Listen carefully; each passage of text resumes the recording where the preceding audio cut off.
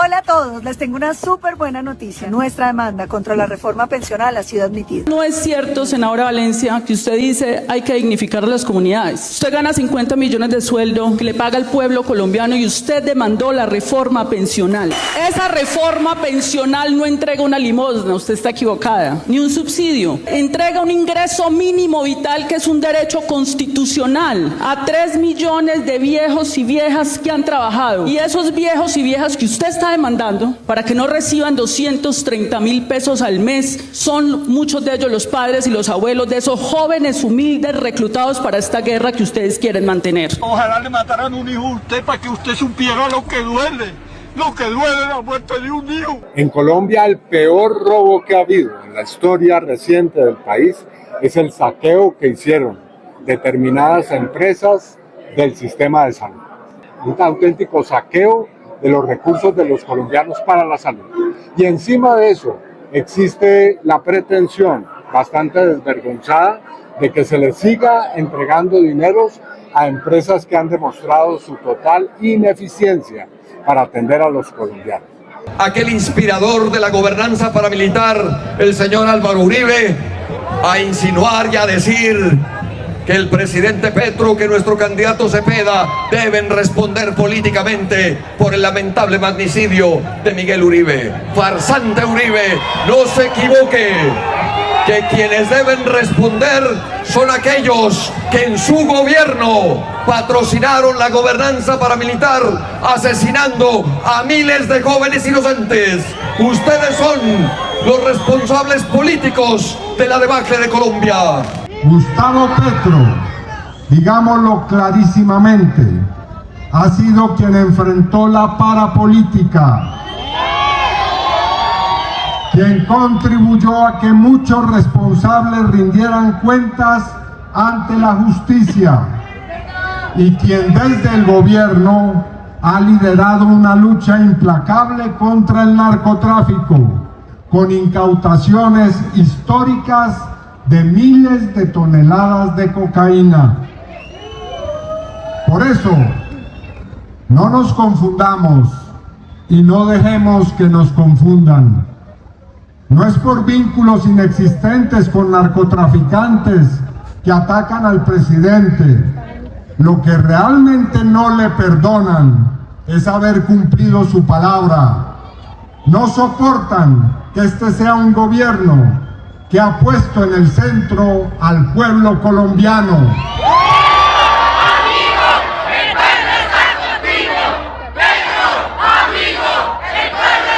Vengo a presentar mi nombre ante el pueblo colombiano como precandidato del pacto histórico a la presidencia de la República.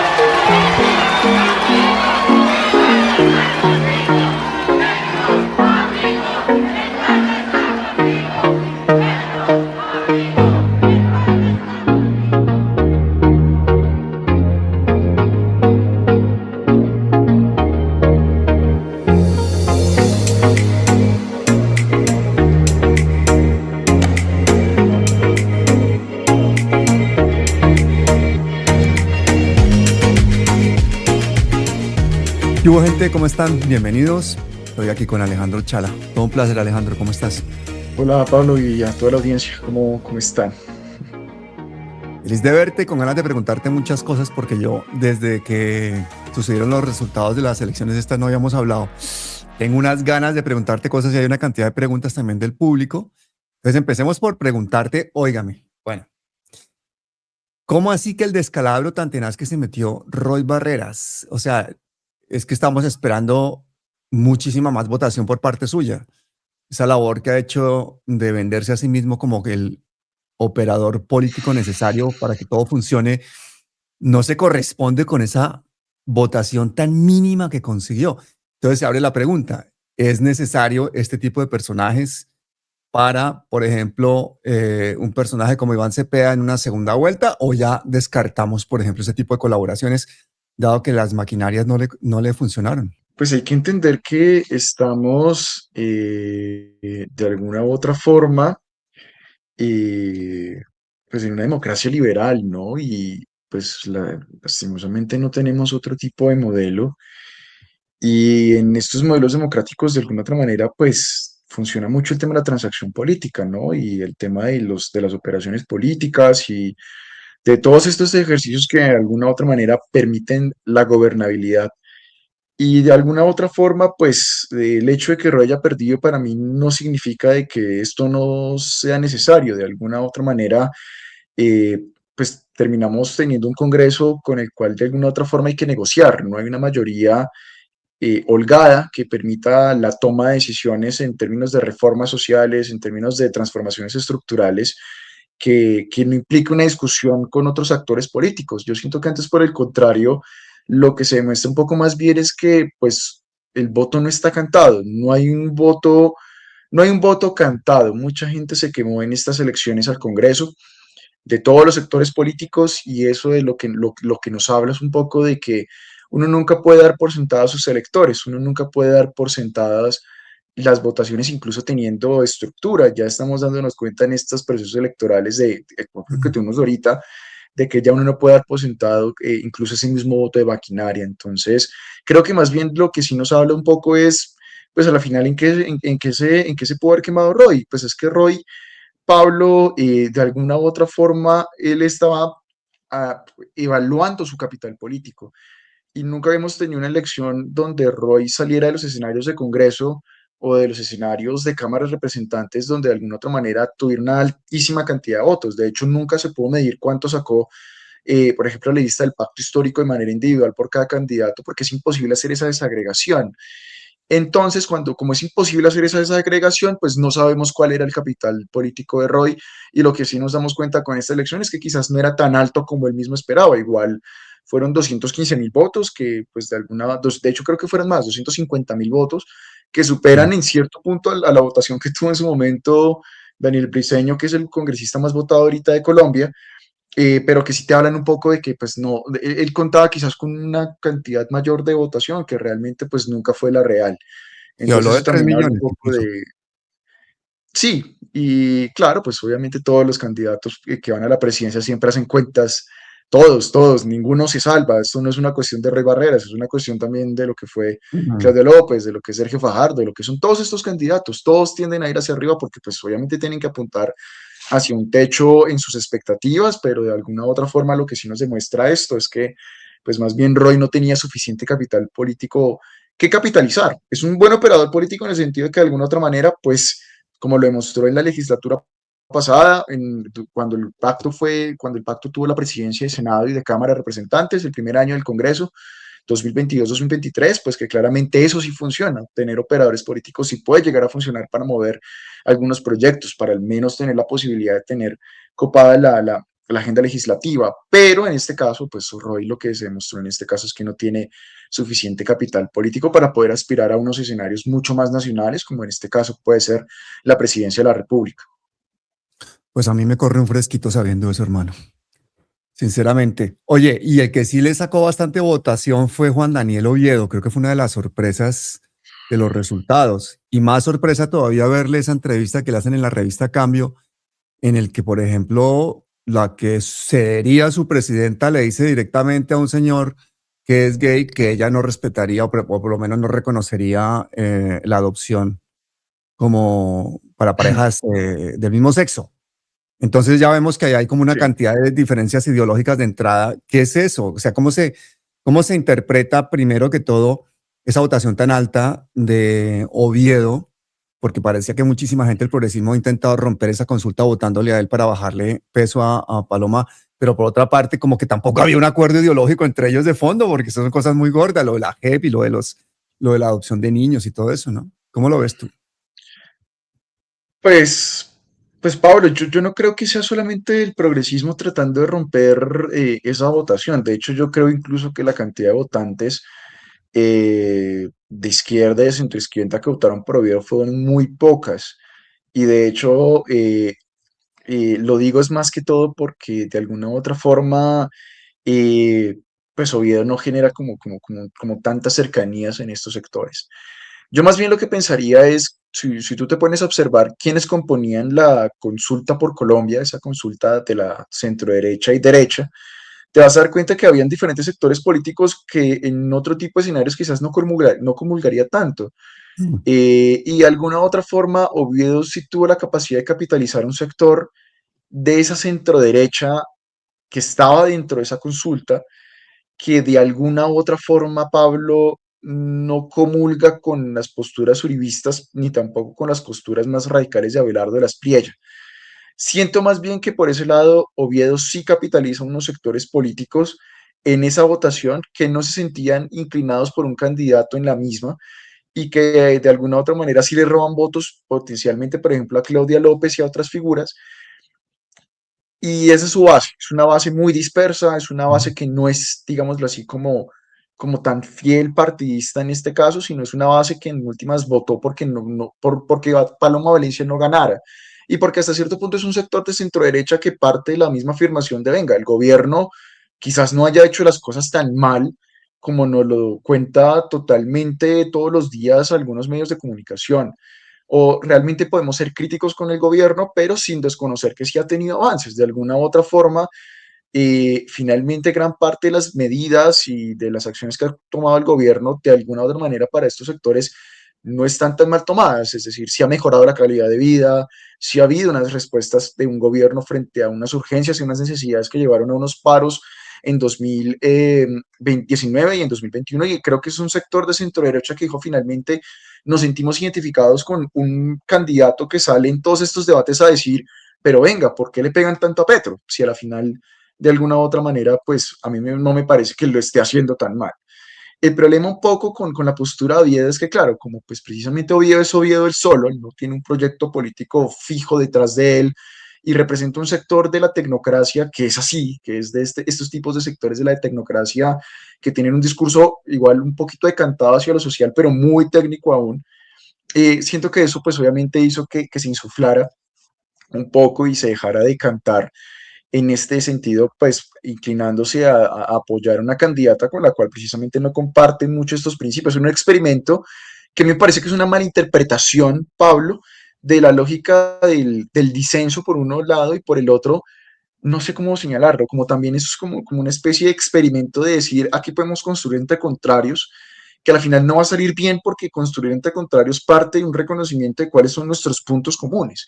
Y siento que la entrevista de la revista Cambio lo que sí manifiesta mucho, Pablo, es eso, es como son figuras que están totalmente en antípodas diferentes y empezando por un punto fundacional del tema uribista, que es el tema de los acuerdos de paz, que para mí es mucho más grave que el tema del pensamiento de ideología de género, y no es por quitarle primacía a uno sobre el otro, decir que uno es más importante que el otro, sino porque siento que el eje de todo el discurso uribista parte ahorita mismo, o el mito que están tratando de construir, y cuando me refiero a mito no me refiero a una mentira, sino me refiero como a la narrativa fundacional de cualquier proyecto político, están tratando de construir un mito que gira alrededor de la necesidad de desconocer los resultados del acuerdo de paz y parten de la negación de ese ejercicio.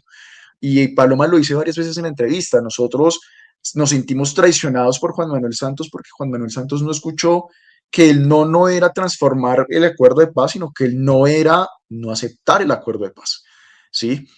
A pesar de que ellos hicieron una campaña centrada en decir paz sí, pero no así, ¿sí?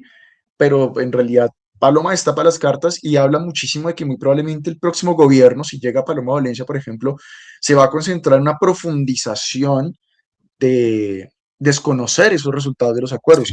Ya había pasado con Duque, de hecho con Duque se desfinancian muchos de los grandes programas y proyectos del acuerdo de paz y hasta cierto punto se detiene. Duque no lo desconoce totalmente, pero detiene su implementación.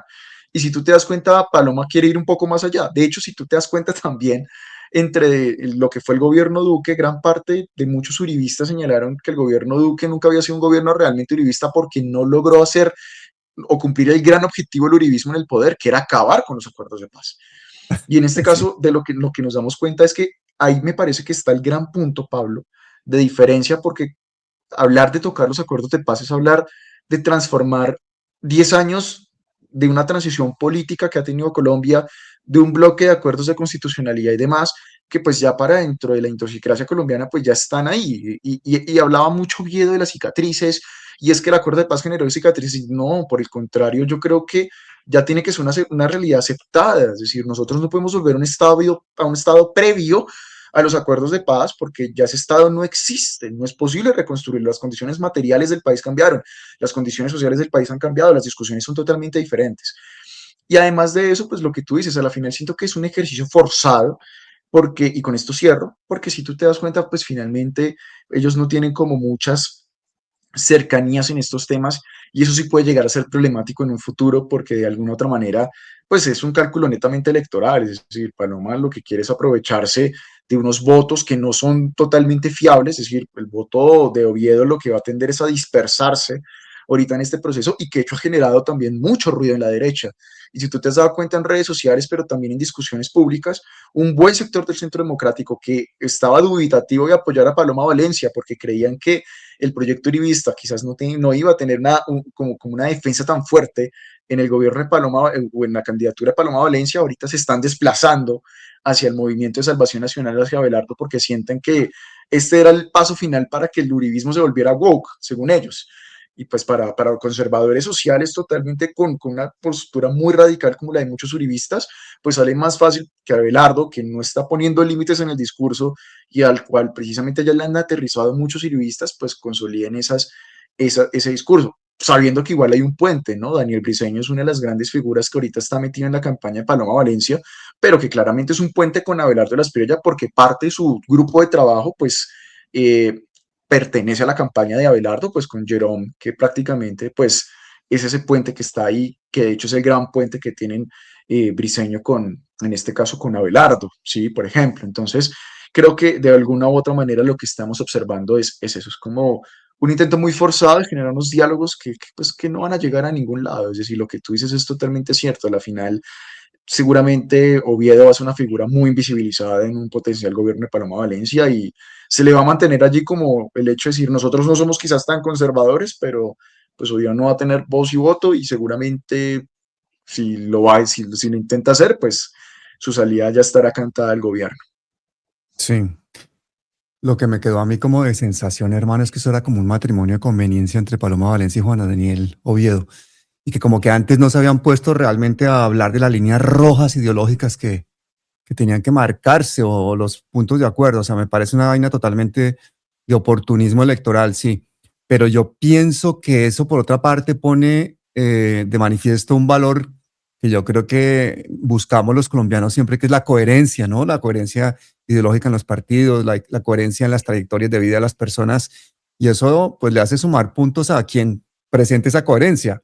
En este caso yo creo que gran contraste, por ejemplo, con los discursos de Iván Cepeda o de Aida Quilcue, en los que se ven personas que llevan una trayectoria pues mucho más coherente en ese aspecto, ¿no? Se le debe porque mucha gente, por ejemplo, criticaba el nombramiento de Aida Quilcue en el sentido de que, bueno, ¿y cuántos votos va a aportar nuevos? Si ella ya, los votos del movimiento indígena ya los tenía Cepeda. Entonces, ¿cuál es el papel de la coherencia en las próximas elecciones? Porque yo creo que es algo de lo que no se habla mucho, y sin embargo todos lo vemos como tan evidente.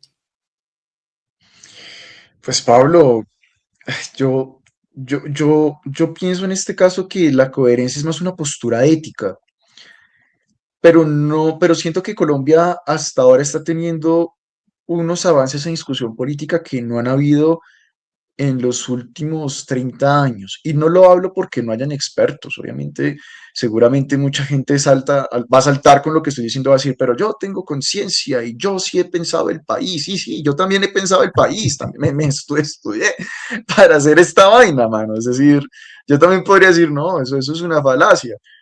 Pero no es tan falacia, porque realmente cuando tú te pones a observar que en los colombianos, solamente tú o yo o la persona que salte porque digo esta frase, sino somos más de 50 millones de personas, pues ahí tú sí vas a decir, oiga, sí, Colombia sí está entrando en una fase totalmente diferente, Pablo, de discusión. Y siento que la gente sí se está politizando. Y se está politizando porque estamos hablando de temas que antes estuvieron ocultos, Pablo, con el tema del conflicto armado. Es decir, nosotros en los años 2000 teníamos unos fuertes problemas de desigualdad, unos fuertes problemas de corrupción, tuvimos el tema de la parapolítica, pero el eje de discusión fundamental era conflicto-paz.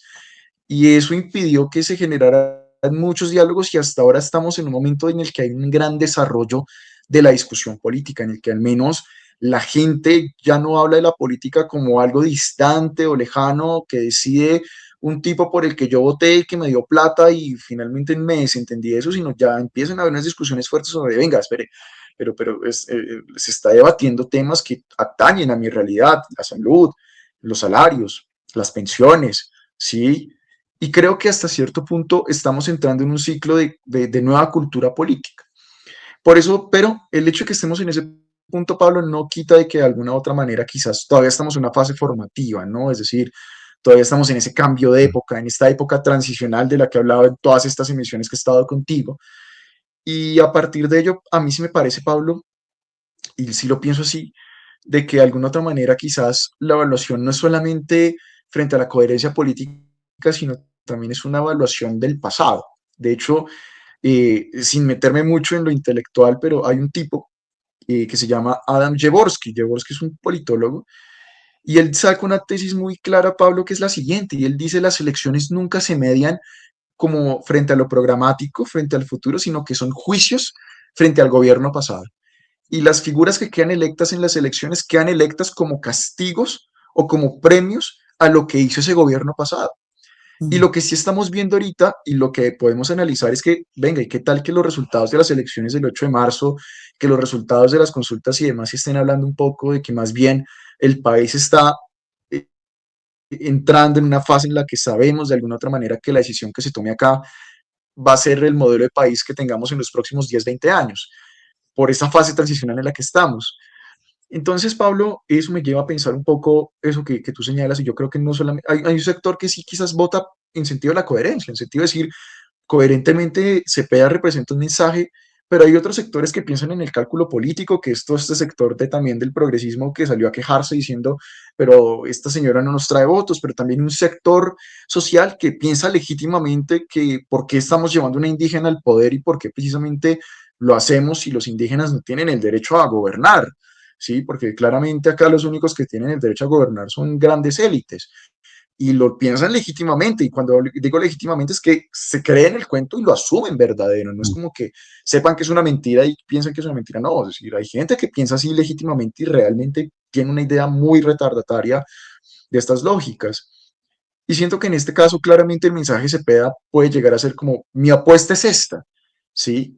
Y esto es lo que yo vendo, este tipo de coherencia, pero puede que claramente en los cálculos electorales y políticos a mucha gente quizás no les suene tanto. Entonces creo que es donde entra un poco el tema de cómo se pone en discusión esa coherencia y esa postura ética en un proceso en el que nuestra cultura política pues está cambiando. Y creo que eso es lo importante.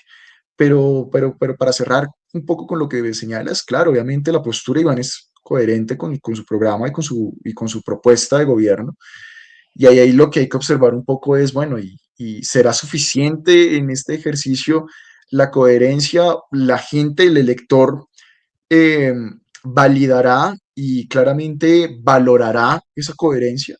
Eso es un poco el riesgo que uno asume en estos procesos electorales. Pero al menos creo que en este caso, obviamente, para otra gente puede que también sea legítimo decir, no, lo de Oviedo me parece bien. Y pues, bueno, pues es la decisión de la gente. Lo importante, Pablo, es hasta cierto punto tener en cuenta que siento que Iván Cepeda pone una ley y muere en su ley. Pone una ley de coherencia, una ley de ética y pues dice, yo muero en esta ley. Esta es mi apuesta política. Y si mi apuesta política pierde en Francalit con otras, pues bueno, ahí ya será cuestión del futuro, de la decisión y el futuro político del país. Pero creo que más o menos va por ese lado. Y te entiendo perfectamente. Y muchísima gente, por ejemplo, compara la postulación de Aida Quilcue con la postulación que hizo Petro de Francia Márquez. Pero Francia Márquez ya había demostrado que tenía 700.000 votos en la consulta del Pacto Histórico, Aida Quilcue no. Entonces es como si Cepeda también estuviera intentando pues, politizar todavía más este bloque de izquierda como más de cara a la primera vuelta, ¿no? O cuál es el cálculo ahí, porque también ahí hay un pragmatismo electoral. Ese bloque de primera vuelta tiene que llegar muy fuerte si se quiere tener una posibilidad mayor de ganar en esa primera vuelta, ¿no? Y más bien sería como para pensarse No, otro tipo de simbiosis para la segunda vuelta, o que yo no entiendo eso. no, y porque igual, pues eso es una carrera de fondo, Pablo, es decir, hay que entender, y creo que la gente debe entender un poco en estas lógicas electorales que acá el que gana es el que aguanta, y el que aguanta es el que maneja bien los tiempos y el que observa que las elecciones son carreras de fondo. Me Mm. acuerdo mucho ese símil de las carreras de fondo porque si tú te das cuenta en el atletismo, una de las carreras más difíciles ni siquiera son las maratones. Uno pensaría en el sentido común que la carrera más jodida es hacer una maratón o hacer estas lógicas de marcha porque son muy extensas, pero mira que no. De hecho, leí alguna vez algún artículo que hablaba de que las carreras de fondo del atletismo son las más difíciles porque son 400 metros donde tú tienes que correr, aguantar un poco y a lo último tienes que acelerar. Y esa transición entre aguantar y acelerar de alguna u otra manera puede Mm. llevarte a un desgaste que incluso puede ser mortal. De hecho, me leía mucho que por eso este tipo de carreras suelen ser a veces incluso peligrosas. Y lo comparo con este ejercicio electoral y claro, tú, por ejemplo, observa el caso de Vicky Dávila. Vicky Dávila no supo medir los tiempos. Ella se lanza en un tiempo que es frío electoralmente, quema todo su capital político un año y después le sale a Belardo la Espriella tarde, habiendo visto los errores que había cometido ella y se gana a sus electores. Hay un desplazamiento y ahorita pues termina en la irrelevancia de esa consulta y en la irrelevancia de esa campaña, porque de alguna otra manera termina así siendo jefe de debate de campaña de Paloma, pero sí, seguramente en el futuro teniendo un cargo ligado al tema de comunicaciones, pero más allá de eso, Paloma pues termina perdiendo de una manera muy Mm. estrepitosa su apuesta. Y yo siento que hay que pensar un poco los cálculos políticos también en qué momento se hacen. Las primeras vueltas en Colombia, Pablo, y eso sí lo señalo un poco como una tesis un poquito más taxativa en esta emisión, las primeras vueltas son votos muy ideológicos, nunca han sido votos muy de cálculo electoral. Yo siento que la mayor manifestación de la cultura política y del espectro político colombiano son las primeras vueltas, porque ahí es donde realmente se puede medir de alguna u otra forma cuál es el pensamiento ideológico de la gente, ¿sí?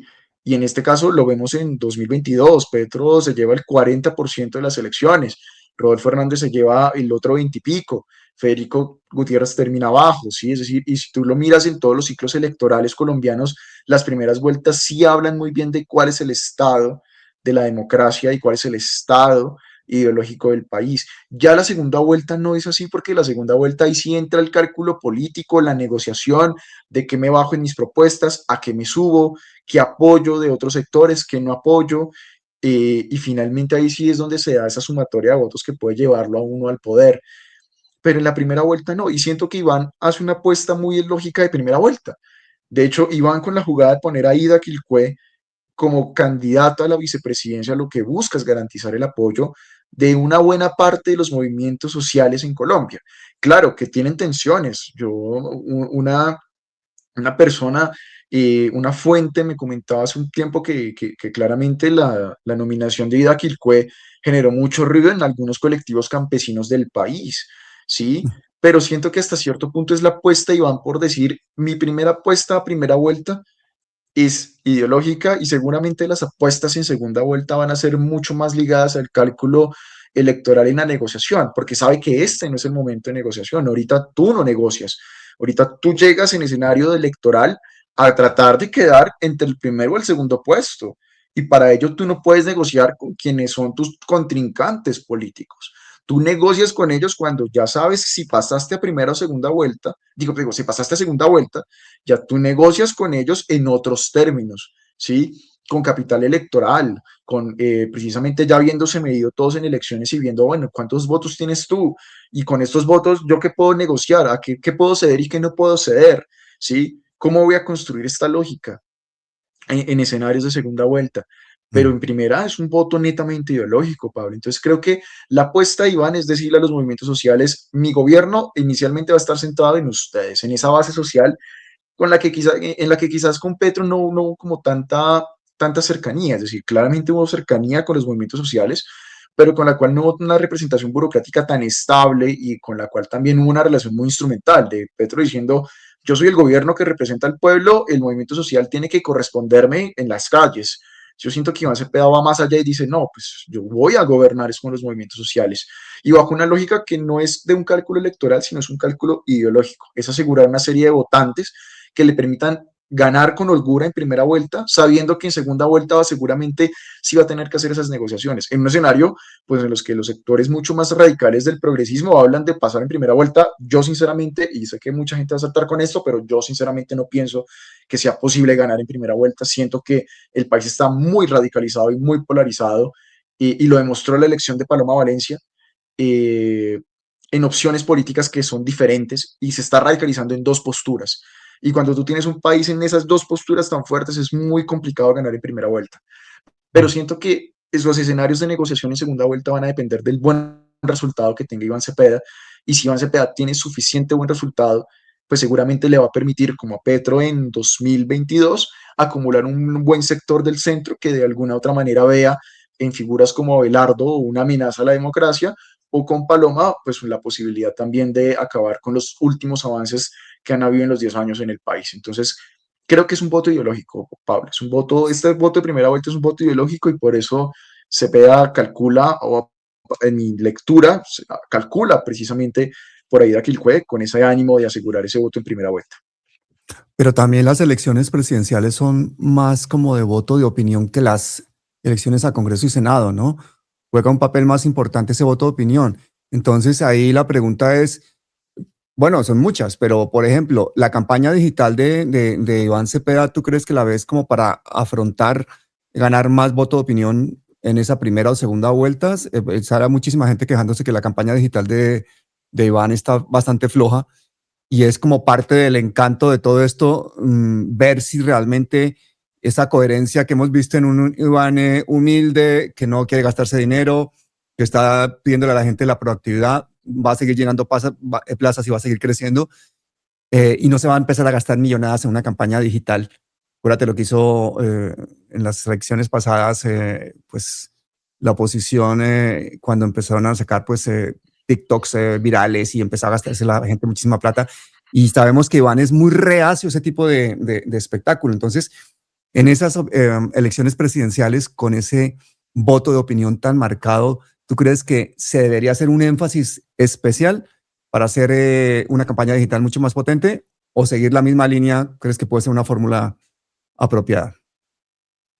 Yo creo, Pablo, que sí y no.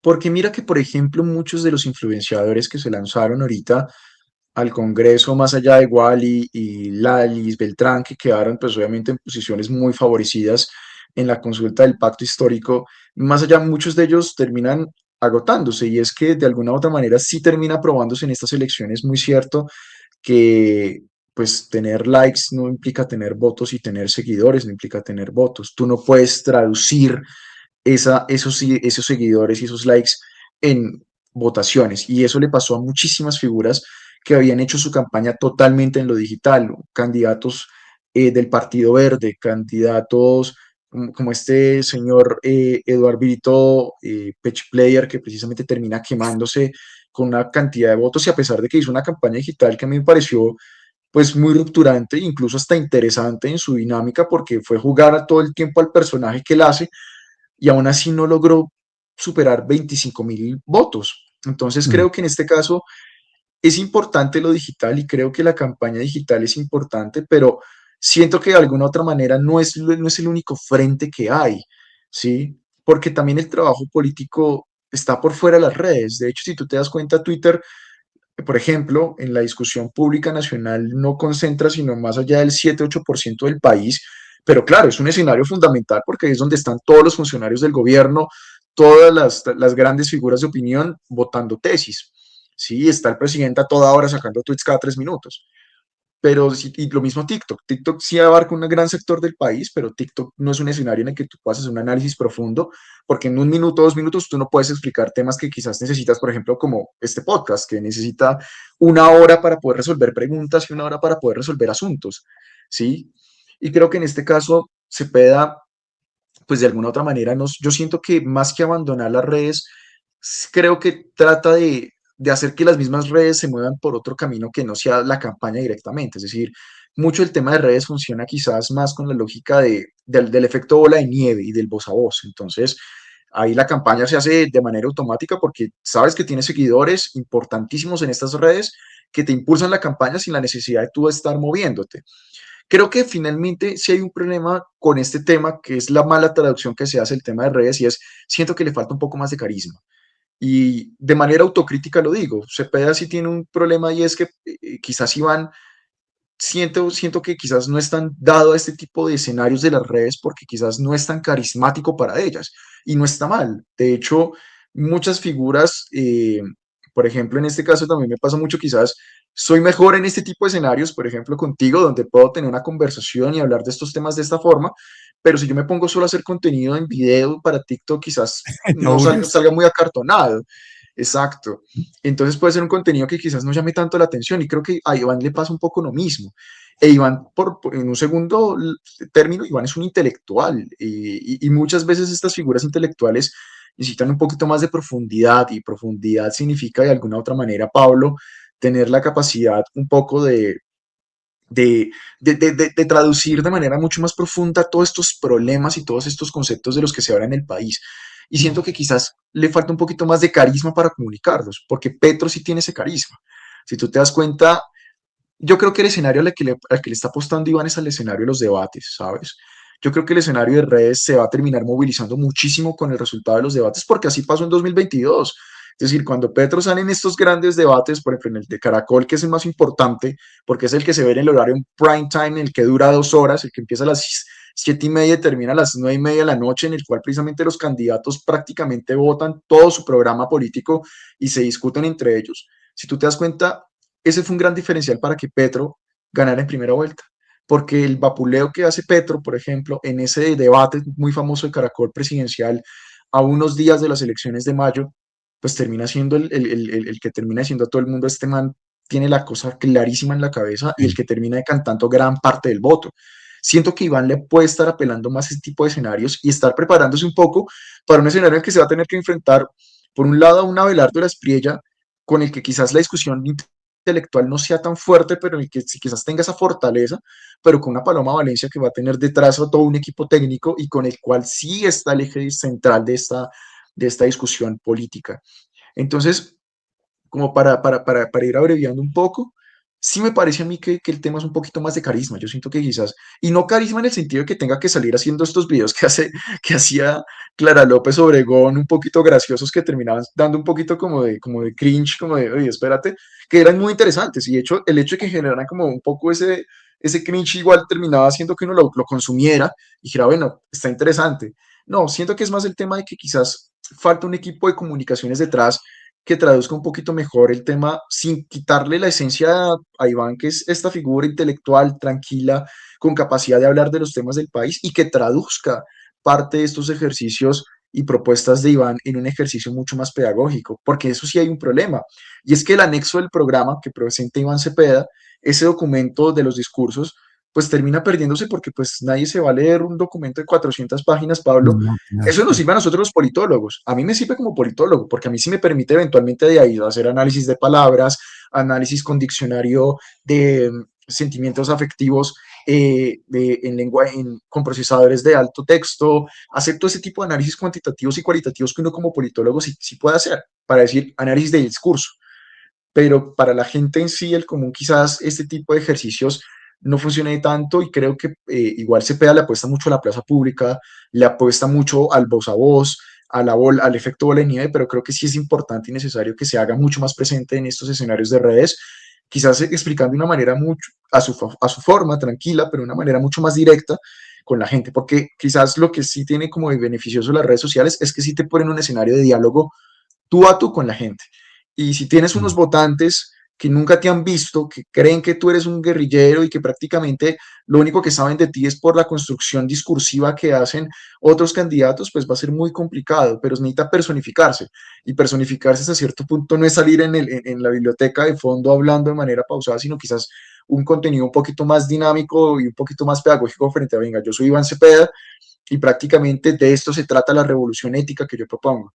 Sí, un poco creo que esa es la apuesta y sin quitarle mérito a que igual Iván quiere salirse este escenario de redes donde sabe que hay disputa y muchísimos trolls y muchísimos bots y llevarse al escenario de lo presencial, que igual es un buen rescate de la política, es una apuesta interesante en la política apostar por lo presencial en un tiempo en el que la virtualidad se lleva gran parte de esa discusión pública.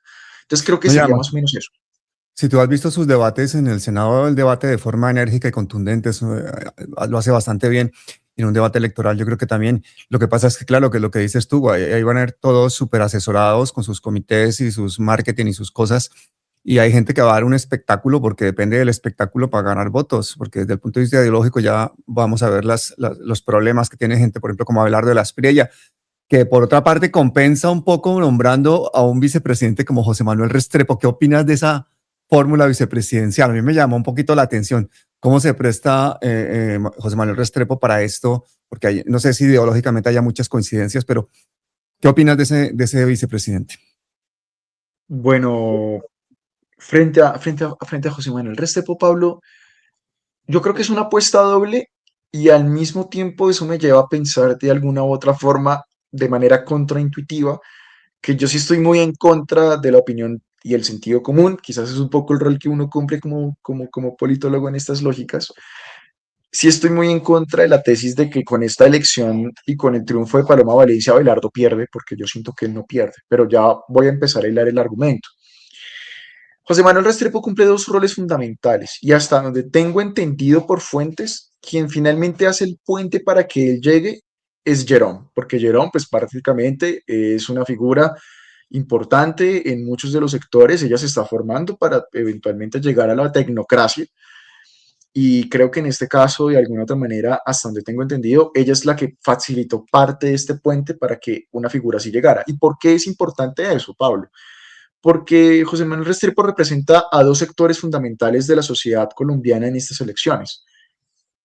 Representa a la tecnocracia mucho más tirada hacia la derecha, es decir, la tecnocracia no tiene un discurso único, a pesar de ser técnicos y de tener un discurso compartido frente a la técnica, ideológicamente están partidos. Hay unos sectores de la tecnocracia que son muy moderados, que vienen de la época Santos, muy de centro, que han vivido la experiencia del acuerdo de paz y que de alguna otra manera no son tan radicales en sus lecturas, a pesar de que de una u otra manera sí están en desacuerdo con el gobierno Petro, que pues lo que te digo es como este sector de Juan Daniel Oviedo, de gente que realmente como que le apostó mucho a una tecnocracia mucho más moderada, y unos sectores de la tecnocracia que claramente sí son sectores que pues claramente su discurso es mucho más institucional, pero institucional conservador, lo que significa que están en la derecha. Y José Manuel Restrepo representa esa figura porque fue ministro de Hacienda, es decir, tecnocracia pura, y fue ministro de Comercio durante la época de Iván Duque. Y pues claramente él era uno de los más moderados. Incluso yo me acuerdo mucho que en esa época, cuando yo observaba de alguna otra forma el gabinete de ministros durante las transmisiones de Prevención y Acción de Iván Duque, él era una de las figuras un poco más moderadas dentro de un gabinete que iba desde sectores también de la tecnocracia moderada de derecha hasta sectores muy radicales que tenía ese gabinete de Iván Duque. Entonces, en este caso, Pablo representa ese sector y representa a sectores empresariales con los cuales también José Manuel Restrepo puede hacer puente, porque claramente es un tipo economista formado en estas lógicas que tiene relación con grandes gremios en el país y que de alguna otra manera es ese puente para que esos sectores y gremios empresariales lleguen a la campaña de Abelardo de la Espriella. Y eso es importante porque de alguna otra manera pues representa una apuesta de Abelardo que es hasta cierto punto acercar a sectores empresariales e industriales que se han sentido desplazados en los últimos años y que han perdido capacidad de influencia y poder, tanto para poder movilizar sus iniciativas y sus agendas en el Congreso, pero también para movilizar precisamente sectores que los favorezcan en el gobierno, en los gobiernos nacionales. Y ahora eso me lleva a la tesis de, bueno, ¿y por qué con esto que digo, sí digo que Abelardo no perdió en las elecciones pasadas? Porque de alguna u otra forma, Pablo, y en contra un poco de lo que se piensa en el sentido común, yo sí siento que hasta cierto punto Abelardo sale muy fortalecido de estas elecciones, primero porque claramente la alianza Paloma Oviedo le trae gente y le va a traer unos sectores electorales mucho más fuertes, pero segundo también porque hasta cierto punto sabe que de alguna otra manera puede también robarle votos a sectores de la tecnocracia que quizás sí están un poquito más en contra del gobierno Petro que los sectores que apoyan a Juan Daniel Oviedo. Y eso creo que es la apuesta de José Manuel Restrepo. José Manuel Restrepo es la apuesta por traer a unos sectores intelectuales, por traer a unos sectores técnicos que claramente sí están en contra de lo que ha hecho el gobierno y que de alguna otra manera pues no estarían incómodos en un gobierno que apostaría por esas lógicas institucionales. De hecho, el mensaje que manda Abelardo de la Espriella con esta elección de José Manuel Restrepo Pablo es decir, oiga, yo sí voy a respetar las instituciones porque metí acá una figura tecnócrata que prácticamente hace parte del consenso tecnócrata de Colombia en los últimos 50 años. Y esa es mi apuesta para decirles, oiga, yo no voy a tocar, por ejemplo, la regla fiscal, yo no voy a tocar precisamente la política monetaria y la política fiscal del país, y vamos a volver a un programa económico, de hecho, muchísimo más agresivo en lo liberal que el que puede tener Paloma Valencia, a pesar de que incluso, si tú te das cuenta, las diferencias en el programa económico de Paloma Valencia y de Abelardo de la Espriella son mínimos. De hecho, Abelardo ha hablado de recortar el Estado un poco a lo Milei, y lo va a hacer con un técnico, es decir, no va a cometer el error de Milei de hacerlo de manera experimental, sino que lo va a hacer con una figura técnica que seguramente va a hacer unos recortes mucho más dolorosos, porque tú sabes que la política monetaria ortodoxa, cuando se determina de alguna otra manera, tiende a los reajustes que socialmente se traducen en mayor pobreza y mayor desigualdad. Entonces, creo que esa es un poco la apuesta de Abelardo, de decir, como venga, yo también tengo una apuesta institucional. Yo no soy solamente acabar derechos y no soy solamente meter militares en la política y no soy solamente de alguna u otra forma revanchismo puro contra un gobierno de izquierda que va de salida, sino que también soy, venga, puedo defender los acuerdos económicos que existen en Colombia. Y eso puede llamar la atención de muchos sectores empresariales, pero también de muchos sectores técnicos que tenían duda frente a si un gobierno de Paloma Valencia podía también ser institucional. Abelardo dice, yo también garantizo un gobierno institucional. Yo no voy a tocar los acuerdos fundamentales de la tecnocracia colombiana. Entonces creo que eso es un poco la apuesta y termina ganando por eso, porque igualmente José Manuel Restrepo es un tipo muy apreciado en la tecnocracia y en los sectores empresariales. Y de hecho, hasta cierto punto era uno de los precandidatos que habíamos rastreado en algún momento determinado en el país. A la final no termina lanzándose, pero había sido una figura que sí había elaborado un programa político y es la herencia a la final de un poco de ese duquismo, de ese llamado uribismo moderado que se ha intentado vender, ¿no? Es decir, el uribismo también tiene diferentes tendencias, ¿no? Uno no puede pensar que el uribismo sea un solo monolito porque Álvaro Uribe es el jefe, ¿no? Es decir, tiene tendencias. Está una tendencia tradicional que es la de Paloma, está una tendencia muy radical que es la de María Fernanda Cabal, y yo siento que José Manuel Restrepo intenta encarnar un poco esta tendencia de las derechas institucionales, conservadoras, pero que de alguna otra manera se quieren vender un poco desde esta moderación para poder atraerse precisamente a sectores gremiales y a sectores tecnocráticos que tienen miedo de una gran ruptura institucional dentro del gobierno de Abelardo de la Espriella. Creo que incluso Marta Lucía Ramírez se lo había recomendado a Paloma Valencia como vicepresidente y se le adelantó de la Espriella, ¿no? Curioso. Exactamente. A mí no me sorprende tanto que lo haya querido fichar de la Espriella, sino que lo haya aceptado. Porque me parecen dos perfiles tan diferentes, no sé si él piensa que... Bueno, mira, uno de los trinos que has puesto esta semana, me están preguntando por él porque además es un buen argumento para pensarse el tema de lo de la modificación de la Constitución, la constituyente, porque dices tú que lógicamente en América Latina pues tenemos una cantidad de experimentos autoritarios, Bukele, por ejemplo, que si pensamos que en un gobierno de la Espriella no tocaría la Constitución, es como una buena advertencia para, ojo, puede ser este no sea el momento de tocar la Constitución. Ese análisis que haces tú, pues es como muy realista, dado el contexto latinoamericano, viendo lo que está pasando en Estados Unidos, pero también, por otra parte, es como que estamos abocados a la posibilidad de que gane la derecha, y eso es un hecho fáctico, eso es una posibilidad absoluta. Sin embargo, los que pensamos con el corazón como yo, que no somos politólogos, pues no queremos ver esa realidad. ¿Cómo analizas tú esa parte de una constituyente en este momento con el estado que hay en este momento en el país de polarización y con estas fuerzas como tan equilibradas que ahora hay? ¿Sería como una especie de ruleta rusa esa constituyente o qué? Más que una ruleta rusa, Pablo, yo sí pienso algo y es, yo lancé esa tesis, creo que tengo interés en desarrollarla de una forma más académica y también más divulgativa, es decir, no solo dejarla en un artículo académico, sino también lanzarla más en columnas de opinión y en escenarios como redes. que a mí se me vino a la cabeza mucho con lo que estaba pasando con Bukele, y es que si tú te das cuenta, Bukele ya lleva muchos años en el poder en El Salvador, y él poco a poco fue cambiando la constitución del Salvador. Y a mí me parece que es muy interesante eso porque cuando yo entrevisté hace unos meses a este politólogo chileno llamado Cristóbal Rovira Calfácer, que de hecho le recomiendo a la audiencia que lo busquen, el tipo escribe columnas y escribe artículos en El País de España, entonces no es solamente un académico inalcanzable, sino que es un tipo que escribe en prensa y es muy comprensible en sus columnas Cristóbal, ¿qué? del Perdón, País de repite su España. nombre. Cristóbal Rovira, Cristóbal Rovira. Rovira. El apellido, el segundo apellido es alemán, es Kaltfaser, pero creo que Vale. para que la gente no se pierda, Cristóbal Rovira. Cristóbal Rovira me decía en esa entrevista algo que a mí se me quedó mucho, es decir, a mí me marcó mucho esa entrevista porque yo construí esa entrevista con este periodista José David muy desde el corazón, ¿no? Muy desde el corazón, desde la lógica de, venga, marica, realmente yo tengo interés y tengo curiosidad por responderme dudas que tengo desde hace mucho tiempo frente al fenómeno de la extrema derecha en Latinoamérica.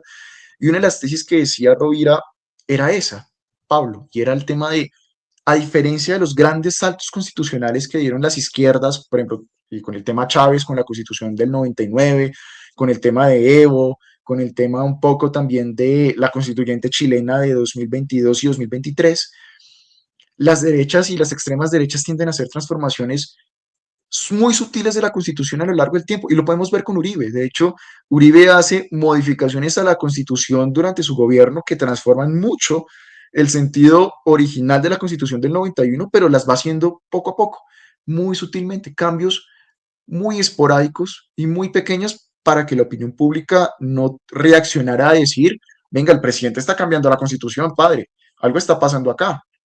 Entonces, creo, eso me lleva a la tesis, lo que decía Rovira Calvácer, un poco, la tesis de él es, América Latina se está convirtiendo en uno de los principales laboratorios de los nuevos autoritarismos en el mundo. Y es que hay que bajarse la idea un poco, Pablo, de que el autoritarismo va a ser como el gobierno Stalin o el gobierno Hitler o el gobierno de un dictador africano. No, ya los autoritarismos no funcionan de esa manera, sino que se enmarcan dentro de la democracia con limitaciones, en eso que algunos autores han llamado democracia iliberal. Y siento que Latinoamérica va muy en ese sentido, porque ya hemos tenido la experiencia de un gobierno totalmente iliberal, como el gobierno de Bolsonaro en Brasil, pero tenemos un gobierno como el de Milei que tuvo la capacidad de poder retraer derechos, es decir, estamos viendo gobiernos que de alguna otra manera se han atrevido a romper el consenso social frente a derechos que llevan casi más de un siglo. Es decir, cuando Milei dice es que hizo una reforma laboral que acabó con el consenso peronista que existía desde los 50, hombre, eso es un cambio que es muy trascendental, ¿sí?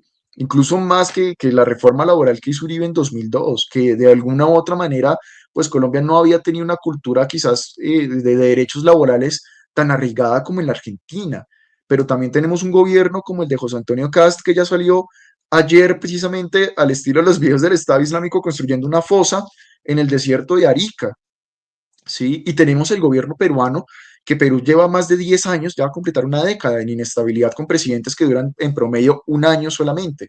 Y en Ecuador un gobierno de Noboa que prácticamente quiere ser una emulación de Trump y de Bukele, es decir, estamos en un giro a la derecha, pero no es un giro a la derecha como el giro de 2016-2017, que eran derechas tradicionales, que era Sebastián Piñera, que era pues este conservatismo tradicional, al cual precisamente ya, que permite por lo menos la participación de la izquierda en democracia, ¿no? Entonces era, pues, sí, como que estamos en un giro mucho más autoritario, y es mucho más autoritario, y me parece que son democracias más restrictivas. Y siento que ese es el riesgo fundamental del gobierno de la Espriella, porque siento que de la Espriella no se va a lanzar una constituyente. Y eso es un poco lo que yo quería decir en el post. A la final no es que Abelardo de la Espriella vaya a decir un día, me voy a montar en el bus de la constituyente, sino que precisamente el hecho de empezar a hablar de reformas constitucionales en este momento es un argumento legítimo para que después gobiernos de derecha tengan la capacidad de decir, ah, no, pero es que estamos hablando de cambiar la constitución hace 5 años. Entonces, ¿qué queríamos? ¿Cambiar la constitución o instaurar un gobierno socialista? Entonces, ese es el argumento que ellos van a utilizar después para poder modificar marcos de derechos como el que precisamente han propuesto frente al tema de la ideología de género, pero también marcos frente al acuerdo de paz, a pesar de que el acuerdo de paz es un tratado también internacional y por lo tanto si Colombia lo incumple genera responsabilidades internacionales. De alguna u otra forma, Pablo, también ellos pueden decir un día vamos a hacer una reforma que tumbe la mitad del bloque de constitucionalidad del acuerdo de paz. Y también pueden salir el día de mañana a decir, como pasó ya en Bogotá, es que está pasando ya, Pablo. Es decir, ¿cómo es carajos? Es que eh, Clara Luz Sandoval, concejal precisamente de Bogotá, sale a promover precisamente un acuerdo, un proyecto de acuerdo para limitar el aborto en Bogotá. Es decir, si fuéramos un país federal, de alguna otra manera, si hubiera pasado, ahorita en Bogotá tendríamos de alguna otra manera un, un, un estado bogotano que de una u otra manera habría limitado el aborto. Y creo que parte, esa es la apuesta un poco de este tipo de proyectos, al estilo de la Espriella, y es generar cambios poco a poco en la Constitución Nacional. Y por eso también señalaba al final que a mí no me parece de alguna otra manera que sea el momento adecuado para una reforma constituyente profunda, precisamente por eso, porque es que cuando nosotros hablamos ahorita de reforma constituyente, también le estamos dando argumentos a estos sectores de extrema derecha para decir, Colombia está en un momento transicional de cambio que exige cambiar la constitución. Y realmente el sentido en el que quiere cambiar la constitución la izquierda no es el único. ¿Qué tal nos encontremos con que también hayan sectores sociales que digan, sí, queremos tumbar la garantía de derechos para presos y prácticamente instaurar la cadena perpetua e incluso la pena de muerte? A pesar de que Colombia tiene tratados internacionales firmados frente a la pena de muerte, por ejemplo. Creo que por eso mismo no es el momento, porque hasta cierto punto sí es importante. Creo que el momento puede ser un poco más adelante. Creo que sí es importante generar reformas importantes en la administración pública, en temas precisamente de cómo se enuncian los derechos para que de alguna otra manera las leyes en Colombia se correspondan con esos derechos. Si yo hablo de derecho a la salud, pues los proyectos de ley de reforma a la salud tienen que garantizar ese derecho. Es un poco la apuesta de constituyente que ha querido Gustavo Petro, pero también está el riesgo de que al abrir este escenario, obviamente en el futuro las derechas se empiecen a hablar de, bueno, queremos un escenario de transformación constitucional, pues obviamente la sociedad colombiana está demandando que penalicemos el aborto totalmente y pasemos por encima de lo que señale la Corte Constitucional, porque cuando tú pones eso en la nueva Constitución, de alguna otra manera la Corte Constitucional tiene que ceñirse a esa Constitución. Y entonces, ¿y hay qué? O si, por ejemplo, el uribismo sale con la lógica de nuevo construyamos una supercorte o acotemos precisamente el Congreso bicameral a un Congreso unicameral. Entonces, ese tipo de transformaciones, claramente, lo que yo siento y a lo que yo llamo con esta crítica un poco, Pablo, porque sé que mucha gente también va a saltar con esto, es a evaluar cuáles son realmente los alcances y los objetivos de la constituyente. Mi problema con la constituyente que ha planteado el presidente no es ni siquiera hacerla o no. Mi problema es no hay un objetivo claro. El presidente estableció una lista de 9 puntos a transformar en esa constituyente, pero de alguna otra manera no está establecido de forma clara cómo y cuáles son esos alcances y por qué esos alcances y no otros y cuáles van a ser las garantías para evitar de alguna u otra forma que si hacemos un escenario constituyente no llegue precisamente el bloque Abelardo de la Espriella o el bloque del uribismo a hacer los desastres que siempre han querido hacer. Es que constituyente no solamente ha hablado Petro, Pablo. En 2018, María Fernanda Cabal era la principal vocera de la transformación de la constituyente desde el uribismo. ¿Y qué hubiera pasado si hubiera pasado la constituyente durante la época uribista? Estaríamos en una supercorte que hubiera absuelto a Uribe en primera instancia, porque claramente hubiera erosionado a una de las ramas del poder público. Y yo, claro, yo puedo entender que quizás la Constitución del 91 no sea la gran panacea, pero siento que es un mínimo de derechos y garantías, y ahorita en el riesgo, con este giro autoritario que está dando Latinoamérica, pues es un riesgo ponerle a estas derechas en bandeja de plata la posibilidad de acabar con derechos. ¿Qué va a pasar si, por ejemplo, dentro de la nueva constitución, por ejemplo, esos sectores de derecha logran votar y logran de alguna otra manera aprobar un artículo que penalice, por ejemplo, a las identidades de género diversas y que prácticamente penalice esto, como pasaba en algún momento hace 30 o 40 años, o que penalice de alguna otra manera las relaciones entre personas del mismo sexo, o quite el derecho a la adopción de personas del mismo sexo? Ahí está el problema, Pablo. Yo siento que por eso, si estamos en un momento en el que nos estamos dando cuenta que quizás Colombia también puede entrar en un ciclo de autoritarismo democrático, es decir, de expresiones autoritarias dentro de la democracia, pues lo más importante es hacer la defensa de la Constitución. Y es que yo siento que a la final la izquierda tiene que asumir una postura de defensa institucional porque de alguna otra manera ha sido el escenario que se ha ganado durante los últimos 30 años. Es que el gran triunfo de la izquierda, Pablo, en Colombia no es ni siquiera que Gustavo Petro haya sido presidente, es que se le haya reconocido derechos políticos como sector a la izquierda en la Constitución del 91. Antes ni siquiera había derecho de participar y por eso surgieron guerrillas. Y por eso es que estuvimos metidos en un ciclo de conflicto armado durante 30, 40 años. Y fue hasta que la Constitución reconoció el derecho a otros sectores políticos a participar y permitió la participación política de los sectores de izquierda, que estamos en un escenario en el que al menos tenemos una democracia frágil, pero la tenemos. Y creo que ahorita mismo está en riesgo eso, más con un proyecto como el de Abelardo de la Espriella, que habla de anular a la izquierda. Y es que lo recuerdo, y con esto voy cerrando, Pablo, lo recuerdo que te lo dije en varias emisiones. ¿Cuál es el peligro del discurso de Abelardo de la Espriella? No, el peligro del discurso de Abelardo de la Espriella no es solamente que llegue al poder y que quite derechos. Ellos han hablado de anular a las opciones políticas diferentes. ¿Y qué significa anular? No lo sabemos. Puede ser anularlas políticamente, puede ser hacer lo que hizo Bukele en El Salvador. Es que en El Salvador no hay oposición, Pablo. Es decir, el Congreso salvadoreño no tiene oposición porque periodistas, ONGs, grandes figuras intelectuales terminaron huyendo de la República de El Salvador. Y a la final el Faro, que hace la gran investigación sobre Nayib Bukele y el tema de la negociación secreta que tuvo con las maras para pacificar el país, la tienen que hacer en el exterior porque la llegan a hacer allá en El Salvador y seguramente hubieran corrido en riesgo sus vidas. Entonces, el gran riesgo que tiene un poco hablar de estos grandes proyectos de transformación ahora es eso. Y siento que hasta cierto punto todavía estamos casados con la idea de que no vamos a gobernar después de 4 años. Pero démonos cuenta, tenemos un Congreso mucho más nutrido con gente del pacto. Eso es una lucha, vuelvo al mismo punto, es una carrera de fondo, Pablo. Ya hemos tenido muchos triunfos. El pacto tiene muchas más curules que en 2022. El principal candidato que va punteando en las encuestas es una persona que hace 3, 4 meses no figuraba dentro de los cálculos de la izquierda para poder llegar al poder. Creo que hay que aprovechar poco a poco esos escalones y yo preferiría que Iván Cepeda siguiera hablando más de acuerdo nacional para que en ese acuerdo nacional sí hubiera la posibilidad de decir tenemos acuerdos sobre los fundamentales para poder llegar a una constituyente y no hacer un poco lo que hace el presidente, que es presionar con la constituyente sabiendo el riesgo que hay. Porque es que esto sale mal, Pablo, y por más de que el presidente sea una figura aceleracionista que crea que esto lleve a la revolución, pues no vamos a llegar a ese escenario, vamos a llegar más bien a un escenario otra vez de violencia política, otra vez de confrontación durísima, y creo que ese es el gran riesgo. Entonces, mi explicación un poco del tuit, y para cerrar, es eso. Latinoamérica está en un ciclo Alejandro.